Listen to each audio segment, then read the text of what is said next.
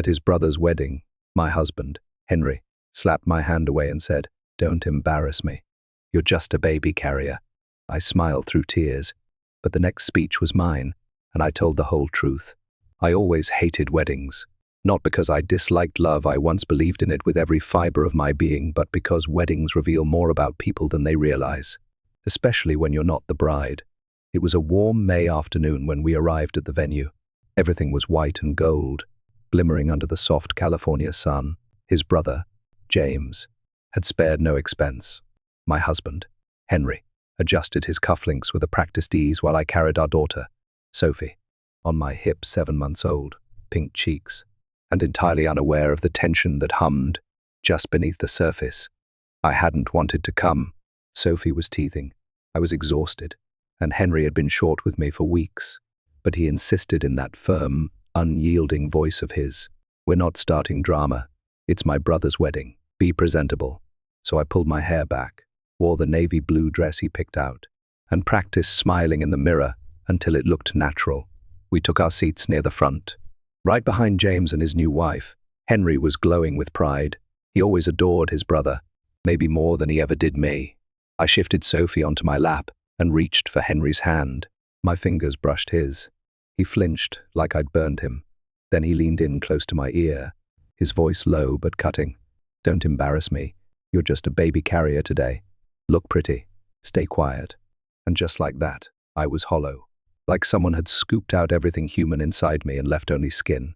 I laughed lightly, hoping no one noticed, hoping no one heard. I glanced at the other wives, polished, composed, wondering if they, too, had been reduced to vessels for children and convenience. I didn't cry, not then. When the speeches began, I sat in silence. His mother went first, tearfully recounting stories of the brothers growing up. His father followed with the kind of dry humor that gets polite laughs. Then it was Henry's turn. He spoke about loyalty, family, tradition. His voice carried. Then, unexpectedly, the microphone was passed to me. "Would you like to say a few words?" James smiled, oblivious to the storm under my skin. Henry turned to me sharply. "You don't have to," he said, more command than comfort. But I stood and smiled. I held the microphone like it was foreign cold, awkward in my grip, and heavier than it looked. My heart thudded so loudly in my ears, I almost didn't hear the hush fall across the reception hall. All eyes were on me, and Henry's were burning. I started, my voice softer than I wanted it to be. I cleared my throat, steadied myself, and tried again. "Thank you for having me speak. I wasn't planning on it, but weddings are moments, aren't they? Moments we remember." A few polite nods. "I remember my wedding," I said, glancing briefly at Henry, whose face froze in a tight smile. I was 26, nervous, hopeful. I thought I was marrying a man who saw me. Someone shifted uncomfortably at one of the tables. I smiled wider, as if this were a joke, and I was just warming up. I remember thinking, this is the beginning of a life together. You imagine things, don't you? Sunday mornings with coffee, baby names whispered in the dark, someone holding your hand when you're tired, and your shirts stained with formula. A soft murmur rippled through the room. Henry tilted his head a warning, but I continued. Sometimes, you wake up years later and realize you're just part of the furniture. You're no longer a partner. You're an accessory or a vessel. I heard a fork clatter onto a plate. The silence deepened. Only Sophie babbled in the background, clueless, died innocent. My hand trembled as I held the mic tighter. I looked directly at Henry now. And sometimes, the person you married, the one who once said you made them better, will flinch when you reach for them. Not because they're angry, but because they've forgotten you're human. My voice cracked slightly, but I didn't stop. "James, Emma," I turned to the bride and groom. "I hope you never forget to see each other, even when life gets loud, messy, hard. Because once you stop seeing each other, it's not marriage anymore, it's performance." With that, I handed the microphone back and walked off the stage. My palms were sweaty. I didn't look at anyone. I just reached for Sophie, who was now with Henry's cousin, and held her tightly to my chest. Henry didn't follow me. Not at first. When he did, it was behind the building near the parking lot, where the smell of champagne and sweat gave way to silence and cool air. "What the hell was that?" he hissed. eyes wide with controlled rage. "Are you insane?" I told the truth, I said quietly. He stepped closer, towering. "You just embarrassed me in front of my entire family." I looked up at him. "No," I reminded them I exist. His nostrils flared. "Go home now. We'll talk later." He didn't offer to help with Sophie. Didn't even look at her. He turned and walked back into the celebration, like he hadn't left behind a woman unraveling in his shadow. I drove home alone, Sophie asleep in the back seat, and for the first time in years, I let myself cry without guilt. The morning after the wedding, Henry acted like nothing had happened. He poured himself coffee, kissed Sophie's forehead, and flipped through his phone like it was just another Sunday. I stood by the sink, watching him like he was a stranger who had wandered into my kitchen. My body still ached from carrying Sophie, my chest tight from lack of sleep, but he didn't look at me, not really. He never did anymore. "I'm going to the gym," he said flatly, not waiting for acknowledgement. "Don't forget my parents are coming by at 3. Try not to bring up last night." I blinked. "That's it." He paused. "What else is there?" I didn't answer. There was no point. Henry didn't deal in apologies. Not for me. We hadn't always been like this. When we first met, he was magnetic, sharp suits, quick wit, the kind of confidence that fills a room. He noticed things back then, the way I chewed on my straw when I was anxious, the books I loved but never finished, how I laughed with my whole body. But things changed after we got married, subtly at first. He began correcting how I spoke at dinners. He stopped holding my hand in public. Then, when I got pregnant, he seemed annoyed, not angry, not cruel, just cold, like I'd become less useful now that I was heavier, slower, tired all the time. When Sophie arrived, he barely held her. He said he didn't want to do it wrong, but months passed. He never tried again. I started doing everything, the feedings, the laundry, the late-night cries, the doctor visits. When I asked him once if he could change a diaper, he laughed. "You're better at that stuff." Natural instinct. It wasn't instinct. It was exhaustion. It was survival.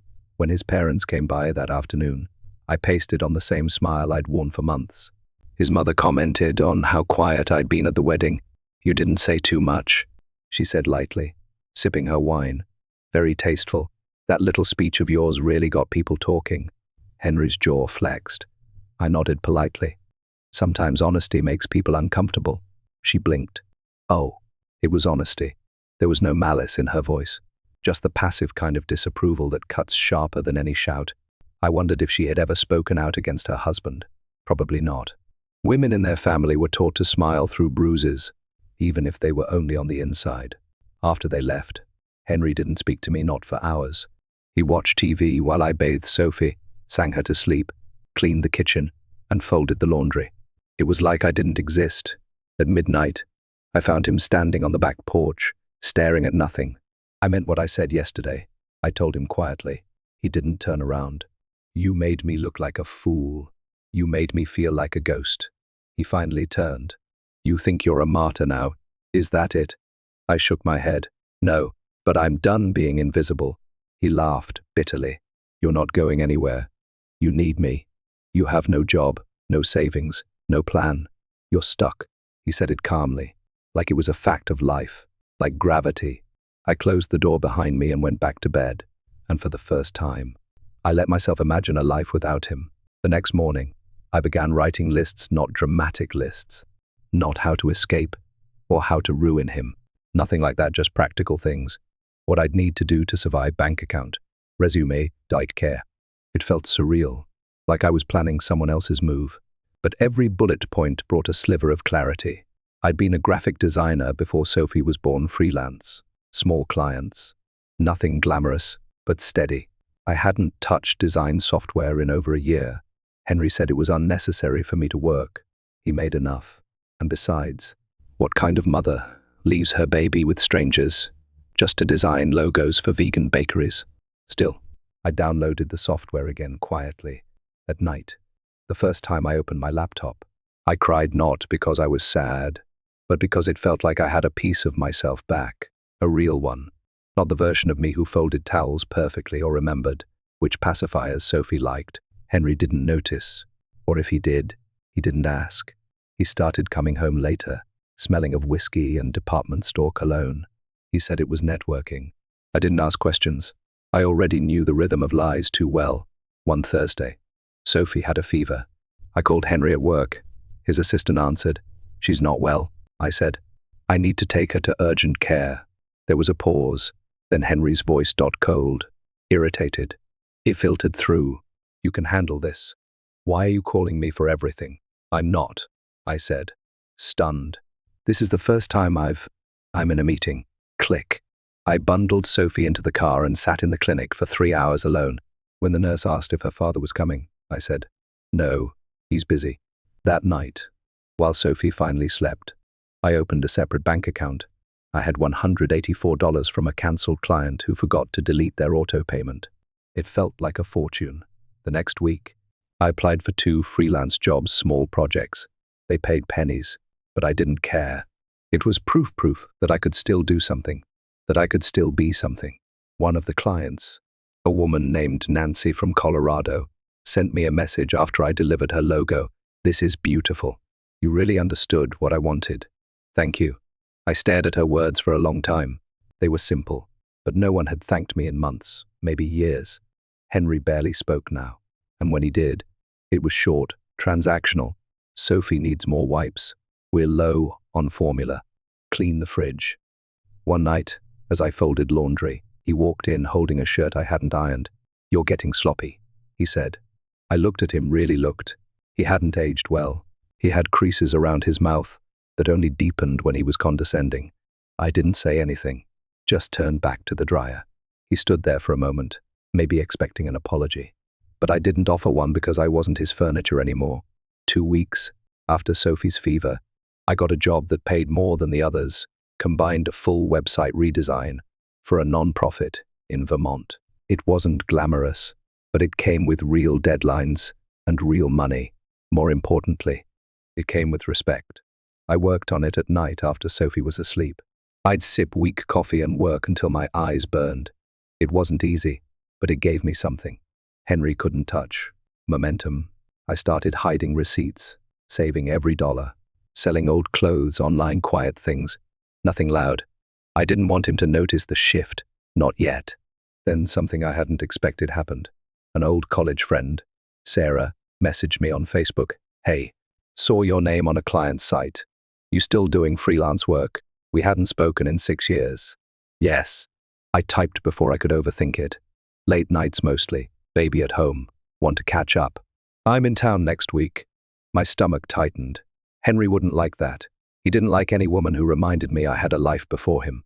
Still, I agreed. We met at a coffee shop near the library neutral ground. I wore makeup for the first time in months. Not for vanity, for armor. Sarah looked almost exactly the same, wavy blonde hair, sharp smile, loud laugh. "You look great," she said, hugging me. "Tired, but good." I smiled. That's motherhood. We talked about college, mutual friends, careers. I told her the sanitized version of my life. She saw through it. "You okay?" she asked quietly. "I don't mean to pry. You just seem like someone who's holding her breath." I paused, unsure how much I could say. "I'm just trying to get back to myself." Her eyes softened. "If you ever need help, real help, I'm here. My firm has a daycare stipend. We hire remote designers sometimes. I can float your name." I blinked. "You'd do that?" She nodded. "You were the best in our class. I always thought you gave up too early." That night, I didn't sleep. I lay awake, staring at the ceiling, remembering the version of me who dreamed of creative agencies and city lights, not diapers and clipped silence. 2 days later, I submitted my resume. I didn't tell Henry. He noticed the next week when he saw a client invoice in the mail. "What's this?" he asked, holding it up like a threat. "A payment for a project. You're working now." I never stopped being able to work. He stared at me, jaw clenched. "You should have talked to me." "I did," I said calmly. "You just didn't listen." He walked out of the room without a word, not yelling. "Not yet." That scared me more. Later, I checked the locks, every one, then I emailed Sarah back, "I'm interested. Please keep me in mind." She replied within minutes. "Already did. Interview next week." The interview was over Zoom. I wore a white blouse I hadn't touched since before Sophie was born, and sat in the one corner of the house where Henry's presence didn't seem to linger. The woman who interviewed me, Rachel, was warm, focused, and respectful. She didn't ask about my gap year, she asked about my instincts, my process, how I balanced color theory and branding voice. For 30 minutes, I wasn't a wife, I wasn't a mother, I was just me. When we wrapped, she smiled. We'll be in touch soon. But I'll tell you now. Sarah's recommendation carried a lot of weight. The moment I logged off, I exhaled so deeply I surprised myself. Sophie stirred on the baby monitor, and just like that, the spell broke. I closed the laptop, picked her up, and walked around the house with her against my chest, humming. I didn't have the job yet, but I had something better than certainty. I had hope. That night, Henry came home later than usual. His tie was loose, his eyes glassy. Out drinking, I asked, too tired to filter myself. He grunted. Work stuff. I didn't press, he didn't offer more. He looked at me. Then around the room, cleaner than usual, candle burning, baby asleep. He narrowed his eyes. What are you so happy about? I'm not. I lied. Just tired. He nodded slowly, as if cataloguing that answer. Well, you should be. Then he walked upstairs without another word. That week, I got the call. I was offered the job part-time, remote, flexible hours, starting salary enough to build on. Take your time to think it over, Rachel said. I don't need time. I replied, I'm ready. And I meant it. I cried after we hung up, not from fear, not from guilt, from relief. I called Sarah to thank her. She said, now you just need an exit plan. You don't have to do everything at once, but you can't stay stuck. She was right. It wasn't just about work. It was about safety. Henry wasn't hitting me, he never had, but his control was a different kind of violence. Quiet, systematic, wrapped in a smile that didn't reach his eyes. The next day, I applied for daycare assistance. I contacted a local women's shelter not to stay there, but to ask about resources, just in case. I started looking at one-bedroom rentals and memorizing prices. I deleted my search history every night, hid documents in a folder labeled Sophie's growth charts. I kept my voice light around Henry, kept the fridge full. The laundry done never gave him a reason to squint too long in my direction. And still, one night, as I passed by his office, I felt him watching me. I turned slowly. He was seated in his leather chair, hands folded, gaze unreadable. You've been busy, he said. I froze. Work. Baby, you're always doing something. For someone who used to be tired all the time, you've got a lot of energy now. I swallowed. I guess I'm getting better at balance. He nodded once. Balance. He didn't say anything else. Didn't smile, just watched as I walked away. My hands were shaking when I reached the bedroom. The morning after Henry watched me from his office, I woke up early. Sophie was still asleep, her tiny chest rising and falling in a rhythm that steadied me. I poured coffee, checked my email, and found my onboarding documents from Rachel waiting in my inbox. Welcome to the team, it read. I stared at those words for a long time. They didn't just mean employment, they meant options. Options meant freedom. That day, I did something bold. I looked at an apartment, a small, older one-bedroom on the edge of town, creaky floors, outdated cabinets, but clean, safe, and within reach. I told the manager I was just browsing, but I took pictures. I asked about deposits. I memorized the street. When I came home, Henry was in the kitchen. He looked up the moment I walked in. You were out. It wasn't a question. Yes, I said. Groceries. He looked past me at the 2 small bags in my hand. Didn't seem like much. It wasn't. Just diapers and milk. He nodded slowly, his expression unreadable.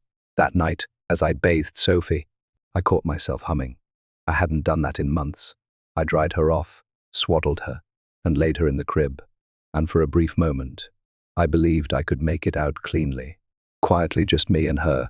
No explosions, no scenes. But then the phone rang. Henry answered. He said little, just short, clipped phrases. Then he handed the phone to me. It's your mother. I hesitated. I hadn't spoken to her in weeks. Her voice was calm, but something was off.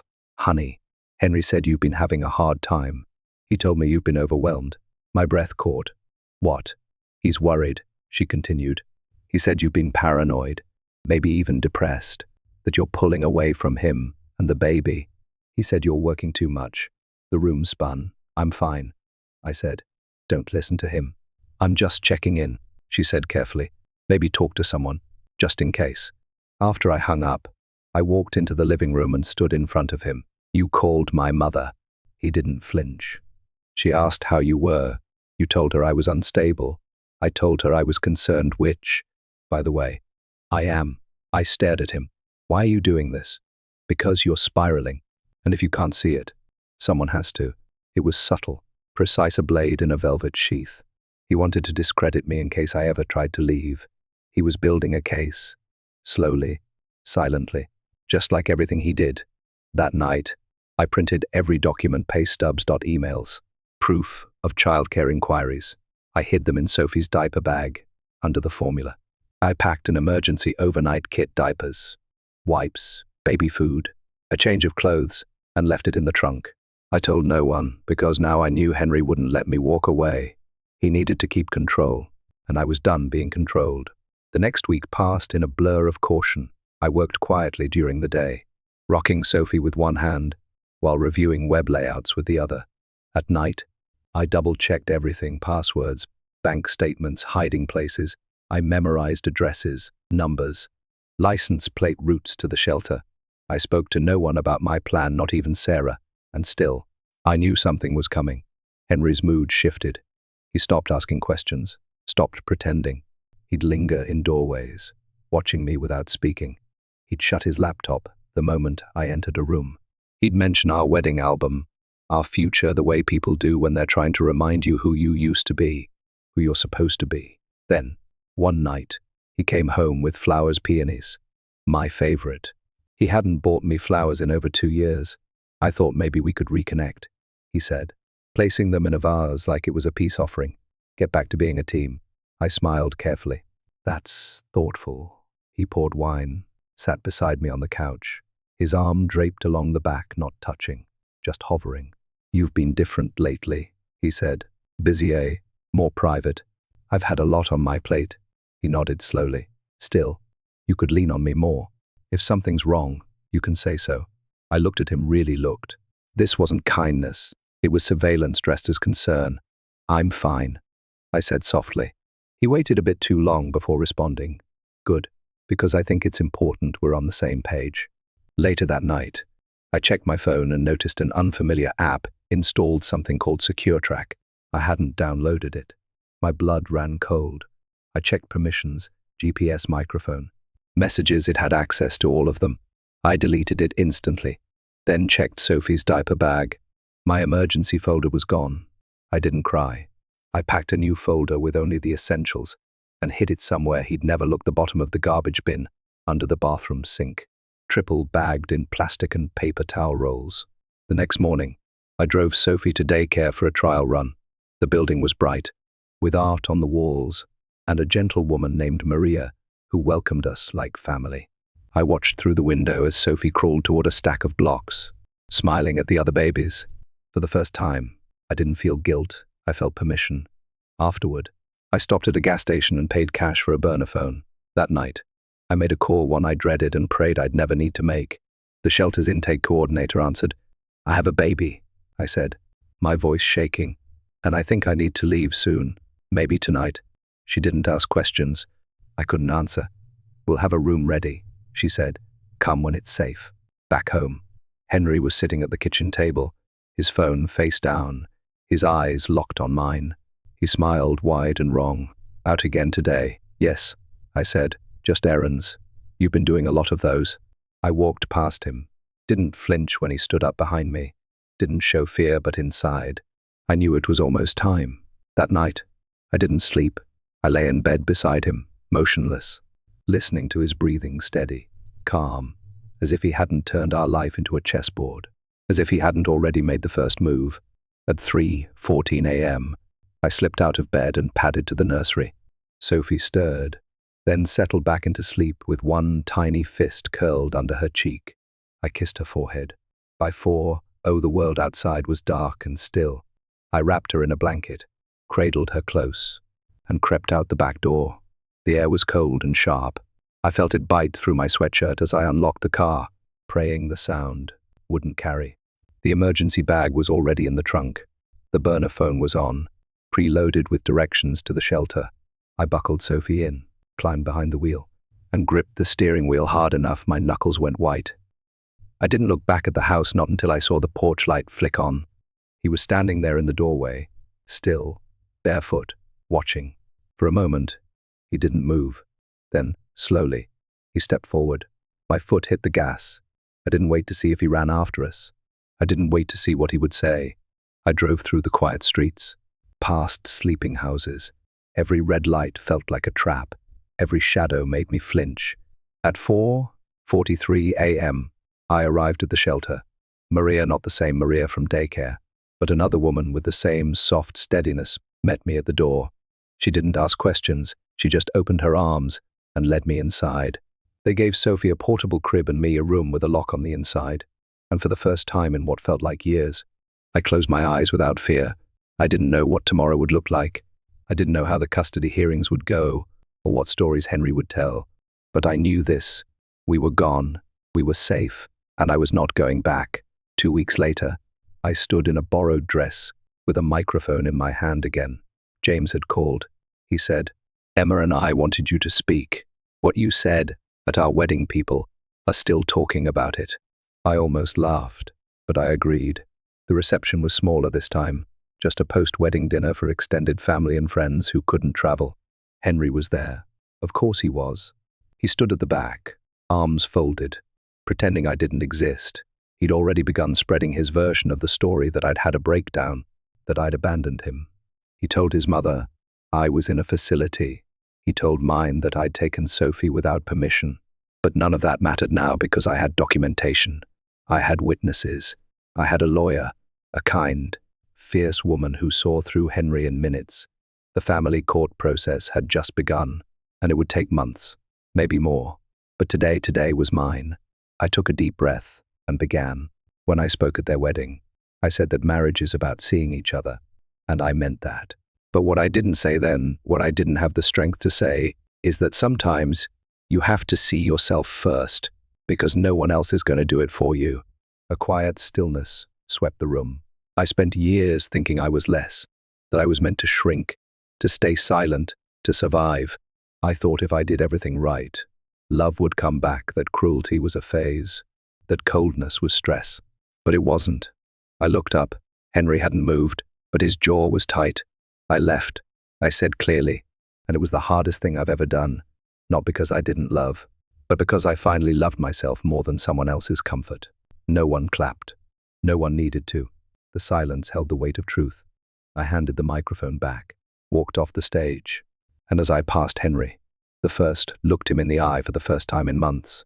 He said nothing because there was nothing left to say. Back at the shelter that night, I held Sophie against my chest and whispered the same 3 words over and over into her soft hair. "We are free."